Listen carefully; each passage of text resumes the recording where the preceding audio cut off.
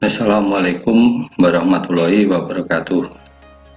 Ketemu lagi dengan Pak Hendrianto, yang mana pada kesempatan ini Pak Hendri akan memberikan suatu materi, yaitu peluang, yang mana pada peluang itu nanti ada berbagai macam, ada teorinya, kaidah pencacahan, permutasi, kombinasi, dan peluang sendiri.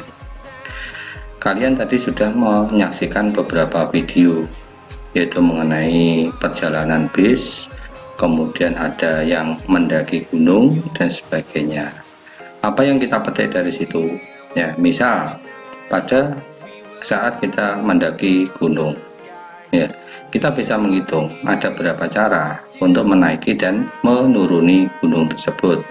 Atau kalau kita bepergian ke suatu kota, misalkan kota A, B, dan C, kita akan pergi dari kota A menuju kota C, tetapi harus melalui kota B. Kita bisa menghitung berapa cara kita dapat pergi dari kota A menuju kota C. Hal itulah yang nanti akan kita bahas lebih lanjut. Jadi kalian bisa tahu bahwa peluang di sini sangat penting atau sangat berarti dalam kehidupan sehari-hari, bisa kita terapkan ke dalam kehidupan sehari-hari. Baiklah, yang penting kalian saat ini bisa memahami, bisa memetik dari video yang tadi sebagai gambaran untuk teori peluang. Untuk sementara itu pembukaan dari Pak Hendri. Selanjutnya kita bisa lanjut ke materinya. Baiklah, kita mulai saja, yaitu peluang. Di sini peluang yang kita pelajari, yang pertama adalah teori peluang. Apa yang kita pelajari? Kita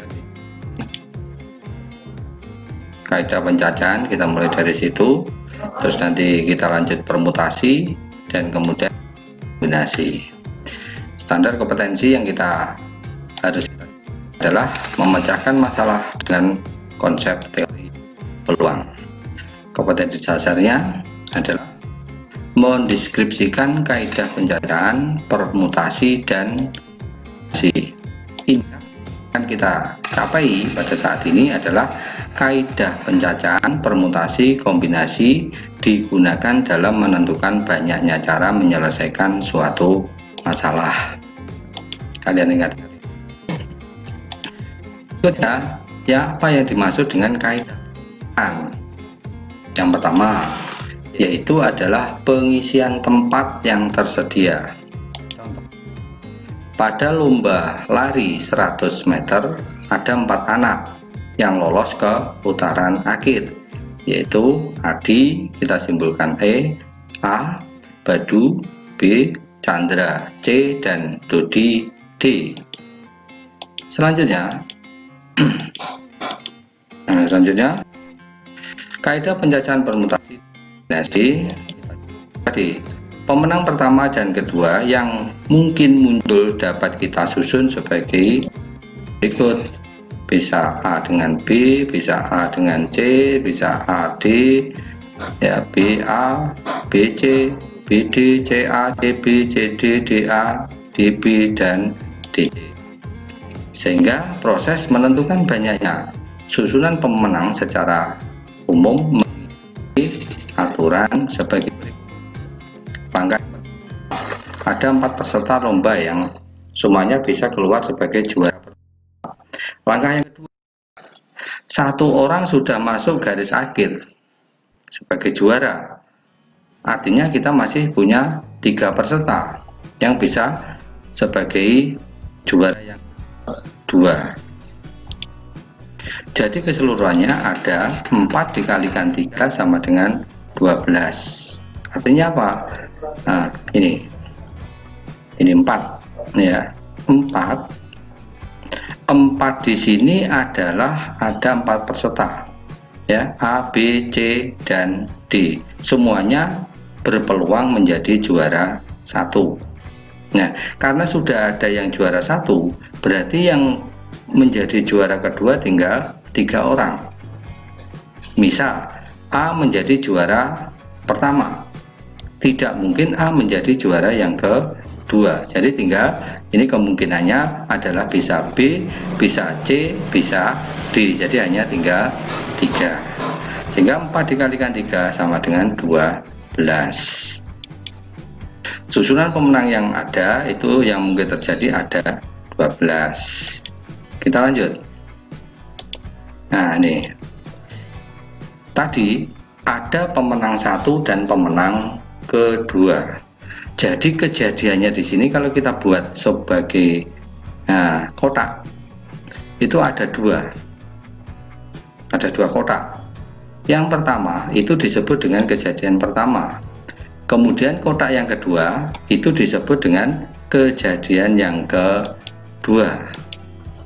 Nah, kejadian yang pertama tadi ada 4, kejadian yang kedua adalah 3, sehingga kemungkinannya susunan kejuaranya ada 12. 4 dikalikan 3. Jadi seluruhnya ada 4 kali 3 sama dengan 12 susunan pemenang yang mungkin terjadi. Berikut yang kedua. Kemeja yang dapat dipilih Amelia, contoh yang kedua ya.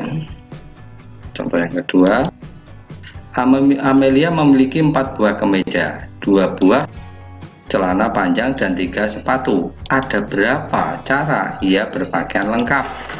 Berpakaian lengkap di sini artinya pakai kemeja, pakai celana panjang, dan pakai sepatu. Kemeja yang dapat dipilih Amelia itu ada 3 cara. Celana panjang ada 2 cara. Sedangkan sepatu ada 3 cara. Jadi di sini kejadiannya ada 3, yaitu kemeja, celana panjang, dan sepatu. Kejadian yang pertama itu ada 4. Kejadian yang kedua itu adalah celana panjang, ada 2. Kejadian yang ketiga adalah sepatu, ada 3 cara. Selanjutnya, jadi 4 kali 3 kali 2 ada 4 kali 2 kali 3 sama dengan ini, mestinya bukan 12 tetapi 4 dikalikan 2 itu 8, dikalikan 3 itu adalah 24 cara. 24 cara ya. Jadi 4 kalikan 3 kalikan 4 kali 2 kali 3. Berikut kalau kita buat kotak Nah, ini kejadiannya tadi ada 3. Yang pertama, kejadian pertama tadi adalah kemeja, kemudian celana panjang, kemudian sepatu. Ya, kejadian pertamanya adalah kemeja, kejadian yang keduanya adalah sepatu ke celana panjang, kejadian yang ketiganya adalah sepatu. Celananya, kemejanya ada berapa? 4. Kejadian yang kedua, celana panjang ada 2. Kemudian sepatu ada berapa? 3. Jadi kejadian 3 adalah 3. Sehingga hasilnya adalah 4 kali 2 kali 3. Ini tetap salah ini. Ini mestinya adalah berapa tadi? 24. Jadi 4 kali 2 kali 3. Ini salah. Kita lanjut. Jadi ada 24 cara. Kita lanjut. Dari uraian tersebut dapat kita peroleh suatu kesimpulan. Jika terdapat buah tempat yang maka N1 adalah banyaknya mengisi tempat pertama, N2 tempat kedua, kemudian N3 tempat ketiga, kemudian N4 adalah tempat keempat. Kalau NK ya tempat ke K. Sehingga dirumuskan untuk mengisi K tempat yang tersedia adalah N1 kali N2 kali N3 kali NK. Aturan ini yang dimaksud adalah aturan pengisian tempat yang tersedia atau disebut dengan kaidah perkalian. Kita lanjut. Baiklah, sebagai contoh yang pertama. Contoh. Ada angka 1, 3, 4, 5, dan 6. Ada beberapa bilangan ribuan yang terbentuk jika A lebih dari 3000 dan tidak ada angka yang sama. Yang B adalah tidak ada angka yang sama. Tidak ada keterangan yang lainnya. Baiklah, sebelum kita jawab, nah, untuk membuat angka ribuan berarti ada angka satuan, puluhan, ratusan, dan ribuan.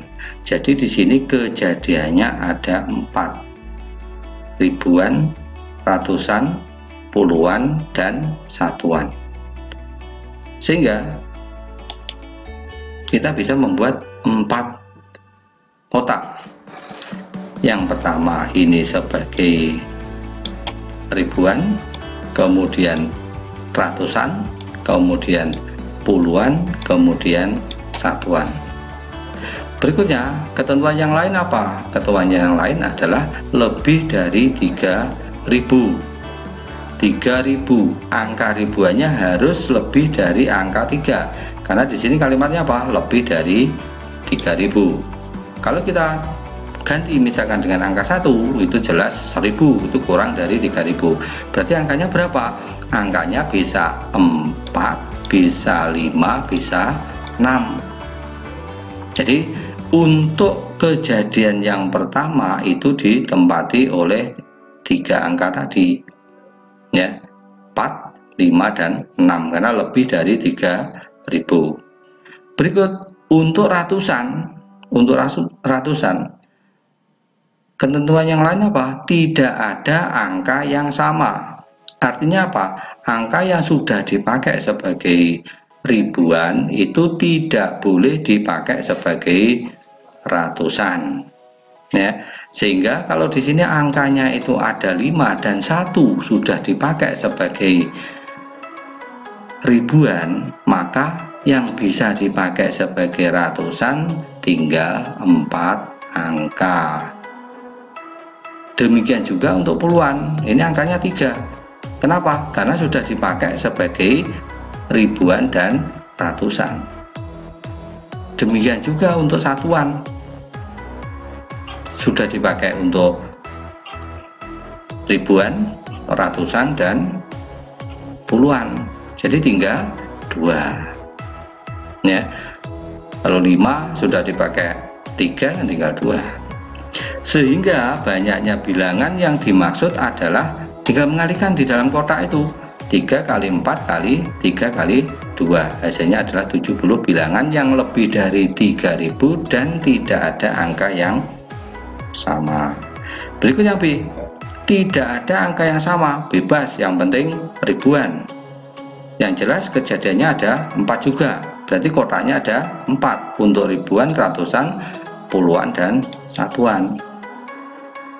Nah, kita lihat. Nah, ini karena tidak ada angka yang sama, ya di sini tidak ada angka yang sama. Artinya kalau sudah dipakai sebagai ribuan, tidak boleh dipakai sebagai ratusan, tidak boleh dipakai sebagai puluhan, tidak boleh dipakai sebagai satuan. Yang pertama, untuk ribuan masih bebas los 1, 3, 4, 5, dan 6. Ada 5. Kemudian untuk ratusan, nah untuk ratusan karena sudah dipakai 1 ya tinggal 4. Untuk puluhan dipakai 1, pakai untuk tadi ribuan dan ratusan berarti tinggal 2 dan seterusnya. Sehingga banyaknya angka adalah ya 5 kali 4 kali 3 kali 2 sama dengan 120. Berikut contoh yang kedua. Seorang pendaki gunung akan ke puncak gunung A melalui jalan setapak. Jika jalan setapak tersebut ada 3, dengan berapa cara orang tersebut menaiki dan menuruni bukit? Dengan ketentuan A, jalan yang dilalui boleh sama. B, jalan yang dilalui tidak boleh sama. Kalau kita pahami dari soal tersebut, dari cerita nomor 2 itu kejadiannya ada 2, yaitu kejadian menaiki bukit dan menuruni bukit. Berikut, karena kejadiannya ada 2, berarti kita buat kotak sebanyak 2. Ini untuk menaiki, yang ini untuk menuruni. Jika jalan yang dilalui boleh sama, untuk naik ada 3, kita boleh sama menuruni. Jadi untuk yang pertama itu adalah 3, jalannya ada 3 untuk naik, turunnya kan juga ada 3, dan kita boleh lewat jalan yang tadi sudah kita lalui, sehingga 3 dikalikan 3.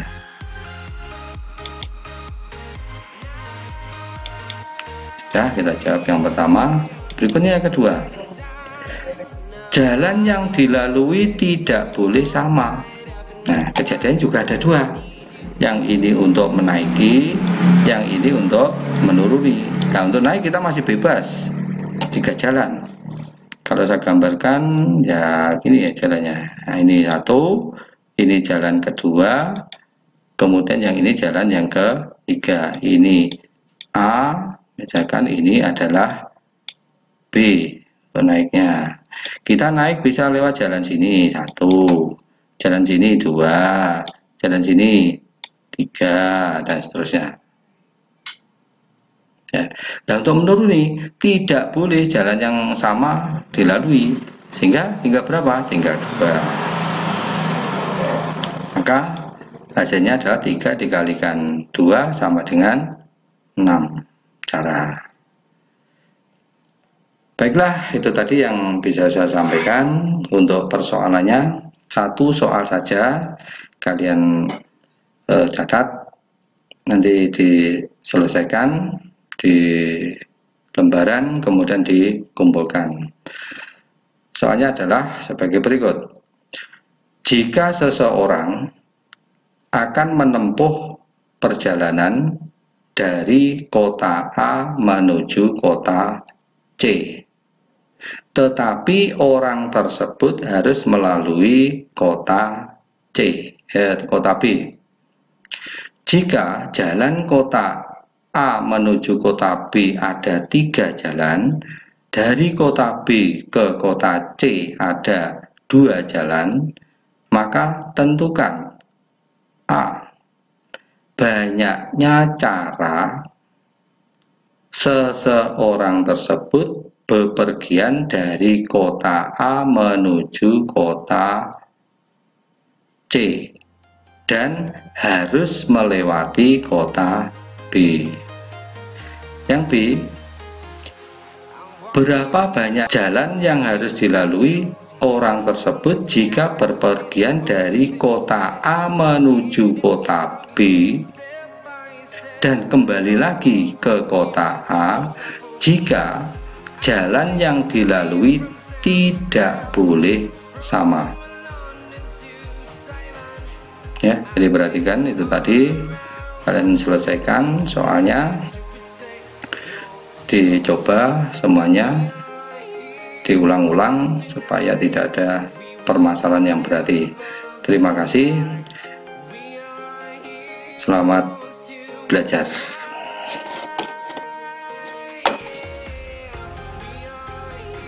Demikianlah yang bisa Pak Hendri sampaikan, semoga bermanfaat. Kalian pelajari dengan sebaik-baiknya, tidak ada kata yang sulit di dalam matematika. Yang jelas kalian harus belajar dengan sebaik-baiknya. Jangan lupa jaga kesehatan supaya kita bisa belajar dengan baik. Terima kasih, saya akhiri. Wassalamualaikum warahmatullahi wabarakatuh.